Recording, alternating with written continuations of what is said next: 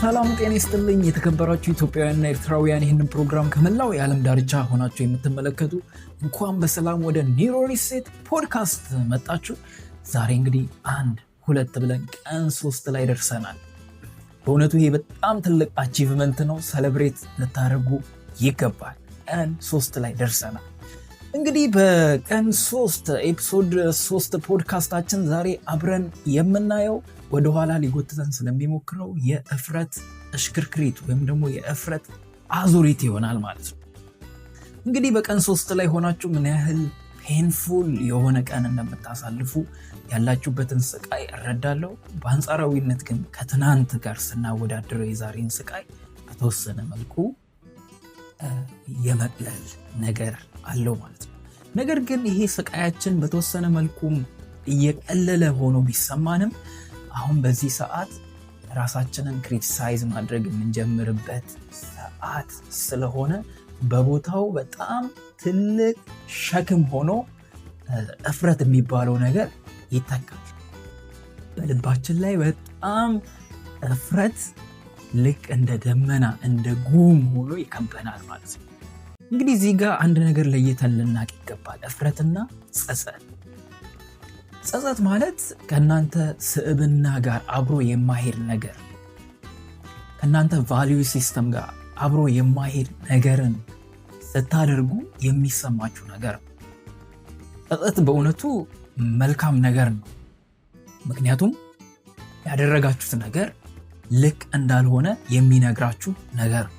ያደረጋችሁት ቢሄቪየር ልክ እንዳልሆነ የምታውቁት ጸጸት የሚባል ነገር ስላለ፣ ስለዚህ ጸጸት የሚላችሁ አንድ ነገር ነው። ኦኬ you have done something wrong፣ በቃ አጥፍተሃል ይላችሁ። ይሄ ጸጸት። እፍረት ጋር ስንመጣ ግን ጥፋት አጥፍታችኋል ሳይሆን የሚላችሁ እናንተ ራሳችሁ መጥፎ ናችሁ ነው የሚላችሁ። ቢሄቪየራችሁን ሳይሆን የሚወቅሰው ራሳችሁን ነው የሚወቅሰው። ስለዚህ ጸጸት እናንተ መጥፎ እንደሆናችሁ ይነግራችኋል። ቀጥታ የእናንተን አይዴንቲቲ ነው አታክ የሚያደርገው ማለት ነው። ቢሄቪየራችሁን አይደለም፣ አይዴንቲቲያችሁን አታክ ያደርጋል ማለት ነው። ስለዚህ ከቁማር ሱስ ለማገገም በምናደርገው ጉዞ ውስጥ እፍረት የሚባለው ነገር እንደ ቀላል የሚታይ ነገር አለ። በጣም ትልቅ ስፍራ ያለው ነገር ነው። ስለዚህ ከቁማር ሱስ ለማገገም በምናደርገው ሂደት ውስጥ እፍረት የሚባለው ነገር ያለው ሚና በጣም ከምታስቡት በላይ ትልቅ ነው። በሳይንሳዊ ቋንቋ እንደ ክሊኒካል ትሪገር ወይም ደግሞ እንደ ክሊኒካል ቀስቃሽ ተደርጎ የሚመደብ ነው ሼም ወይም ደግሞ እፍረት የምንለው ነገር ማለት ነው። ከዚህም የተነሳ ሰዎች ቁማር ካቆሙ በኋላ እንደገና ወደ ቁማር እንዲመለሱ ከሚያደርጉ ነገሮች ውስጥ በጣም ፓወርፉል የሚባለው ይሄ እፍረት ወይም ደግሞ ሼም የሚባለው ነገር። ታዲያ እንዴት ነው ሼም ወይም ደግሞ እፍረት የምንለው ነገር እንደገና ቁማር መጫወት እንዲያገረሽብን ሊያደርግ የሚችለው እንዴት ነው የሚለውን ላሳያችሁ። ልክ እፍረት ውስጥ ስንሆን፣ ስለ ራሳችን አሼምድ ስንሆን አይምሯችን ከዚህ ከሚሰማን ዲስኮምፈርት፣ ከዚህ ከሚሰማን ምቾት የሚነሳ ነገር ማምለጫ መንገድ ይፈልጋል። እንግዲህ እዚህ ጋር ልታውቁ የሚገባው አሁን ፔን አለ። በጣም ብዙ ፔን ኤክስፒሪየንስ እያደረጋችሁ ያላችሁት።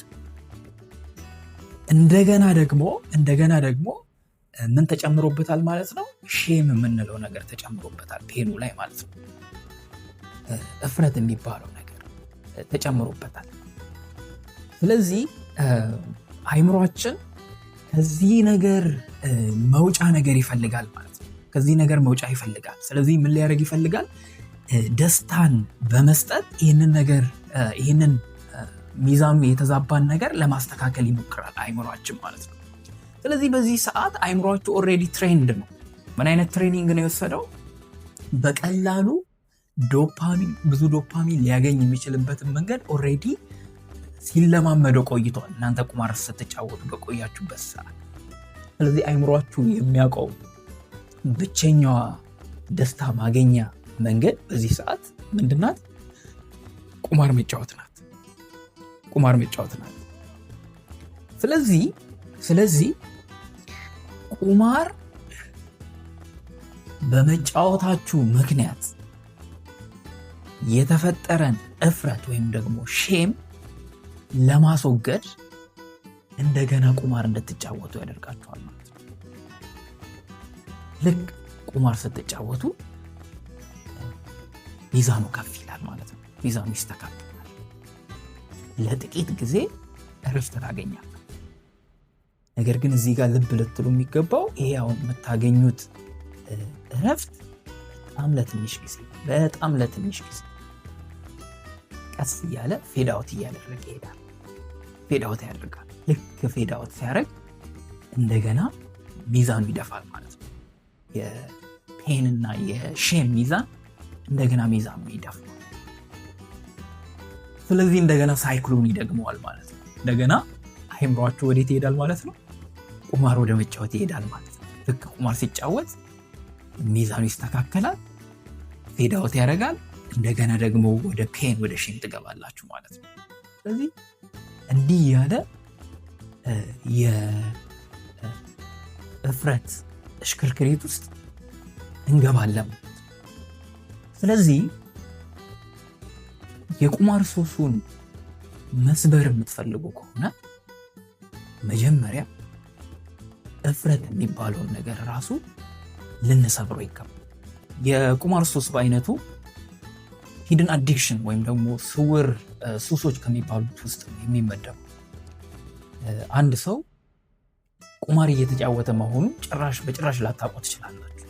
ምክንያቱም አሽተታችሁ አትለዩም፣ ምንም በንግግሩ አትለዩም፣ ወይም ደግሞ የሚታይ ነገር የለም።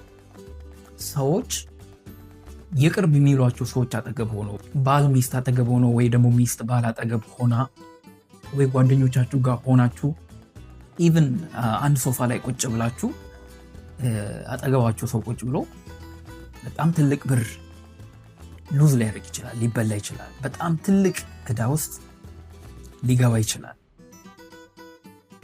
ይሄ ነገር እንግዲህ ወዴት ይመራናል?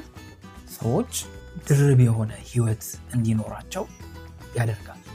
ደብል ላይፍ እንዲኖራቸው ያደርጋል። ሌላ ማንነት እንዲኖራቸው፣ ሁለት ማንነት እንዲኖራቸው ያደርጋል። እንግዲህ ይሄ ሁለት ማንነት ሲኖር በውጭ ይህን ሰው ስትመለከቱት ይሄ ፐርፎርም ማድረግ የሚጠበቅበትን ነገር እያደረገ ነው። አባት ነው፣ ስራ ይሄዳል፣ ጓደኛ ነው፣ ወይም ደግሞ ልጅ ነው። ከውጭ ስትመለከቱት ፐርፎርም ማድረግ ያለበትን ነገር በሙሉ ፐርፎርም ያደርጋል። ወደ ውስጡ ግን ስትመለከቱ ይሄ ሰው ደብል ላይፍ ወይም ደግሞ ሁለት አይነት ህይወት እየኖረ ስላለ በውስጡ ትልቅ ፍራቻን፣ ውሸትን፣ ስሌትን ተሸክሞ ይሄዳል ማለት ነው። ይሄ ነገር እንግዲህ ሁለት ማንነት መኖሩ፣ በአንድ ሰው ውስጥ ሁለት ማንነት መኖሩ የነርቭ ስርዓታችንን ይረብሸዋል ማለት ነው። ለነርቭ ስርዓታችን ቶክሲክ ነው፣ መርዘ ይሄ ሁለት ማንነት። ኒውሮባዮሎጂካሊ ይህንን ጉዳይ ስንመለከተው ሰው ሚስጥር ያለው ነገር ሲኖረው ስትረስን ይጨምራል። ሚስጥር መያዝ በራሱ የስትረስ ሆርሞን ብለን የምንጠራው ወይም ደግሞ ኮርቲሶል የምንለውን በቋሚነት በቀን ውስጥ 24 ሰዓት በሳምንት ውስጥ 7ቱንም ቀን በቋሚነት የኮርቲሶል ሌቨላችን ከፍ እንዲል ያደርገዋል ማለት ነው።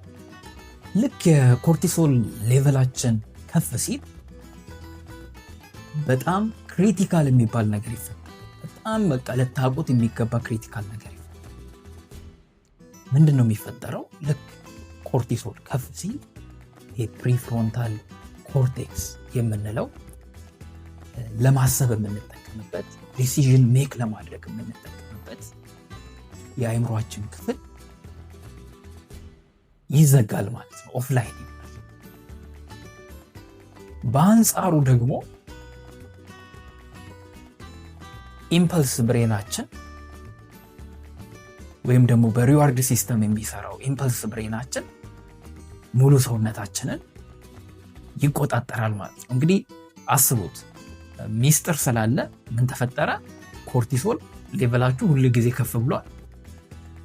የኮርቲሶል ሌቨላችሁ ሁሉ ጊዜ ከፍ ከማለቱ የተነሳ ደግሞ ሁሉ ጊዜ ይሄ ክሪቲካል ቲንኪንግ ወይም ደግሞ ዲሲዥን ሜኪንግ የሚባለው ነገራችሁ ተዘግቷል ማለት ነው። ስለዚህ በምን ውስጥ ነው ያላችሁት? ሁሉ ጊዜ ማለት ነው በኢምፐልስ ብሬን ውስጥ ነው ያላችሁት።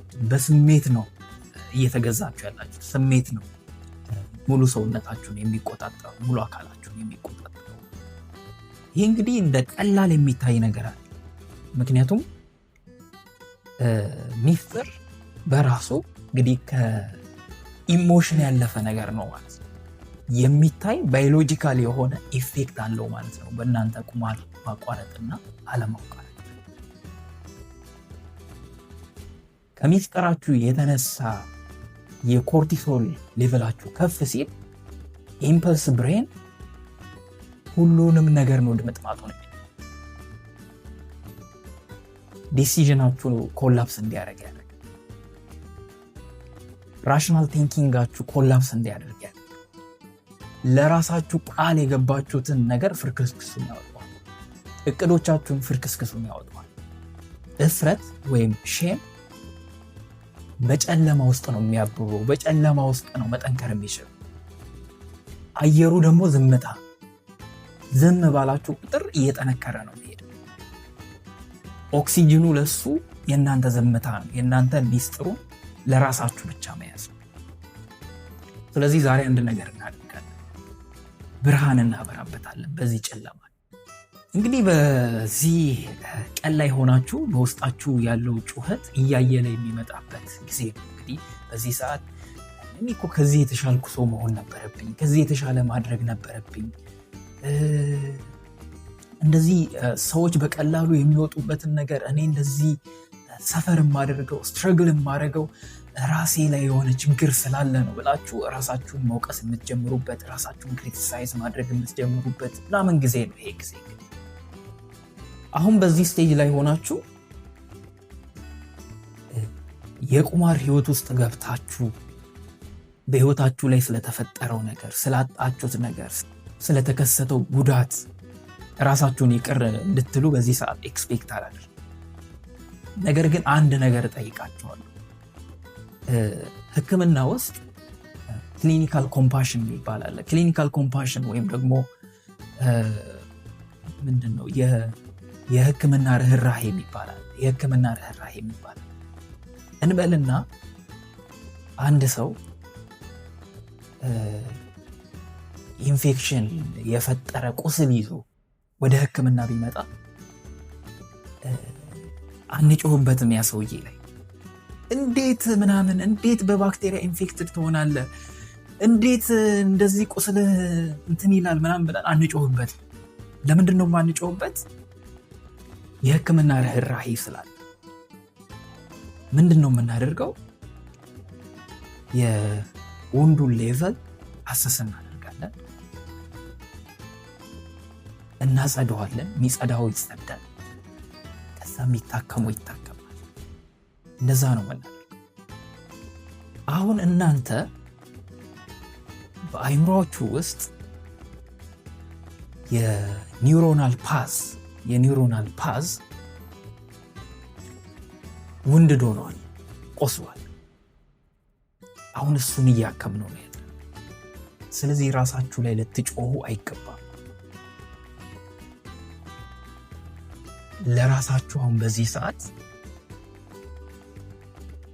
የህክምና ርህራሄ ሊኖራችሁ ይገባል። ራሳችን ላይ በዚህ ሰዓት መጮኻችን ሱሱ የበለጠ እንዲጠነክር ነው የሚያደርገው። በዚህ ሰዓት ራሳችንን በጣም መውቀሳችን የበለጠ የቁማር ሱሳችን እንዲጠነክር ነው የሚያደርገው። በዚህ ሰዓት ራሳችን ላይ መጮኻችን የበለጠ የእፍረት ስሜት እንዲሰማን ያደርጋል። የበለጠ እፍረት ከተሰማን ደግሞ ኮርቲሶላችን በጣም ከፍ ይላል። ኮርቲሶላችን በጣም ከፍ አለ ማለት ደግሞ የቁማር መጫወት ውስዋስ በዛው ልክ አብሮ ከፍ ይላል። የቁማር ውስዋሳችን ደግሞ በጣም ከፍ አለ ማለት ደግሞ የማገርሸት እድላችን በዛው ልክ ከፍ ይላል። ስለዚህ ይህንን ሳይክል ለመውቅረት ምንድነው ማድረግ ያለብን? ለራሳችን ርህራሄ ማሳየት። ስለዚህ በዚህ ቀን ላይ ሆናችሁ አንድ በጣም ፕራክቲካል የሆነ ነገር ነው ልነግራችሁ የምፈልገው። ራሳችሁን አታክ ማድረግ፣ ራሳችሁን መውቀስ ቁማር ለሚጫወተው ቢሄቪየራችሁ ሪዋርድ እንደመስጠት ነው፣ በርታ እንደማለት ነው። ስለዚህ ስትራቴጂክ መሆን አለብን። ራሴን መውቀሴ በዚህ ሰዓት ቁማር የሚጫወተውን ቢሄቪየርን የሚያበረታው ከሆነ፣ እሱን የሚደግፍ ከሆነ ምንድነው ማድረግ ያለ? ራሴን መውቀስ ነው። ራሴን አታክ ማድረግ ማቆም። ይሄ ድክመት ሳይሆን ስትራቴጂክ ሙቭ ነው። ቁማር ማቆም የምትፈልጉ ከሆነ ራሳችሁን አታክ ማድረግ ማቆም አለባችሁ። ስለዚህ ታዲያ እንዴት ነው ሼም ወይም ደግሞ እፍረትን ልንገለው የምንችለው? እንግዲህ እፍረት የሚባለውን ነገር ካልቆረጥ ነው ወይም ካልገደል ነው የሽክርክሮሹ መቀጠሉን አይቀር፣ ሉፑ መቀጠሉን አይቀር። ስለዚህ ታዲያ እንዴት አድርገን ነው የምንቆርጠው? እንዴት አድርገን ነው የምንገለው? እፍረትን መግደል የምንችለው ኤክስፖዝ በማድረግ ነው። ይሄ የደበቅነውን ስውር ብለን የምናስበውን ሚስጥር ብለን የያዝነውን ነገር ኤክስፖዝ ማድረግ፣ መናገር ይገለዋል፣ ሼምን ይገለዋል። ሲምፕል ይመስላል፣ ነገር ግን ኢትስ ኖት ኢዚ። ስለዚህ ማድረግ የሚገባችሁ ነገር በጣም ሴፍ እንደሆናችሁ የሚሰማችሁ ሰው ጋር፣ ለሁሉም ሰው አይደለም፣ ወይም ደግሞ በሶሻል ሚዲያ አይደለም ልትናገሩ የሚገባው፣ ወይም ለሁሉም ሰው አይደለም ልትናገሩ የሚገባው። አንድ ሰው እናንተን ሊሰማችሁ የሚችል፣ የማይፈርድባችሁ፣ ሊሰማችሁ የሚችል በጣም ሴፍ እንደሆናችሁ የሚሰማችሁ ሰው መርጣችሁ ለዛ ሰው ይሄ ሚስጥር ብላችሁ የያዛችሁትን ነገር ንገሩ። ልክ ይህንን ስታደርጉ እፍረት የሚባለው ነገር ቦታውን ያጣል። አሁን የኮርቲሶል ሌቨላችሁ ይቀንሳል ማለት ነው። ይሄ ለነርቭ ሲስተማችሁ ወይም ለነርቨስ ሲስተማችሁ ልክ እንደ መተንፈስ ነው። ምክንያቱም ሁሌ ቋሚ በሆነ መልኩ ውጥረት ላይ ነበር የቆየው። ኖላችሁ ከፍ ብሏል። አይምሯችሁ ፋንክሽን እያደረገ አይደለም። ይሄ የሚያስበው አይምሯችሁ ፋንክሽን እያደረገ አይደለም። በኢምፐልስ ነው ስትንቀሳቀሱ የቆያችሁት። ልክ ይህንን ሚስጥር ያላችሁትን ነገር ስትተነፍሱ፣ ስትናገሩ፣ ድምፅ አውጥታችሁ የቁማር ሱሰኛ ነኝ፣ ቁማርተኛ ነኝ ስትሉ ይላል ማለት ነው። ኮርቲሶላችሁ ይቀንስ። ልክ ኮርቲሶላችሁ ሲቀንስ የነርቨስ ሲስተማችሁ ተነፈሰ ማለት ነው። አሁን አይምሯችሁ በኢምፐልስ ብሬን ሳይሆን ምንድነው ኮንትሮል የሚያደርገው ማለት ነው። ትክክለኛው ፕሪ ፍሮንታል ኮርቴክስ የሚያስበው የአይምሮ ክፍላችሁ፣ ውሳኔ የሚወስነው አመዛዝነው ውሳኔ የሚወስነው የአይምሮ ክፍላችሁ ሁለንተናችሁን መቆጣጠር ይጀምራል ማለት ነው። ስለዚህ ከቁማር ሱስ የማገገሚያው መንገድ ለብቻ የሚደረግ ነገር አይደለም። ቢያንስ አንድ ሰው ሊታገኙ ይገባል። በሳይኮሎጂ ላይ አንድ ነገር አለ፣ የሴፍቲ ሲሊንደር ይባላል። የሴፍቲ ሲሊንደር እናንተ ውስጥ ናችሁ፣ ሲሊንደር በዙሪያችሁ ቢሆን ያንን ሲሊንደር የሚይዝላችሁ ሰው ያስፈልጋል። ቢያንስ አንድ ሰው ልታገኙ ይገባል። ስለዚህ ቀን 3 ላይ ሆናችሁ ልታደርጉት የሚገባ ትልቁ ነገር ይሄ ሚስጥር ብላችሁ እስከዛሬ የያዛችሁትን ነገር መተንፈስ። አንድ ሰው ፈልጉ፣ ተንፍሱ። ይሄ በሂሊንግ ፕሮሰሳችሁ ውስጥ በጣም ትልቅ ሚና የሚጫወት።